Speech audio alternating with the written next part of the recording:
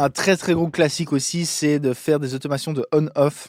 Et ça, c'est dans tous les DAW, hein, n'importe lequel, sur un plugin. Hein. Quand on fait une automation, généralement quelle qu'elle soit, de manière abrupte, carrée, il faut toujours se méfier à l'endroit où c'est carré, à l'endroit de la transition, parce que de nouveau, ça c'est source à plein d'emmerdes, ça peut faire des clics, des machins. Donc s'il y a beaucoup d'automations de ce genre, faites bien gaffe à ça, évidemment. Et de nouveau, s'il y a besoin, éditez, printez en audio, éditez. Et maintenant, il y a les cas de figure super classiques quand on enregistre, qu'on fait de l'enregistrement qui est d'éditer rythmiquement parlant, c'est-à-dire que s'il y a besoin, il faut éditer de manière à ce que ce soit dans les temps, que ce soit correctement placé sur la grille. Ça ne veut pas dire d'être pile poil sur la grille, mais ça veut dire que ce soit correctement placé en termes de rythmique quand on écoute, que ce soit musical.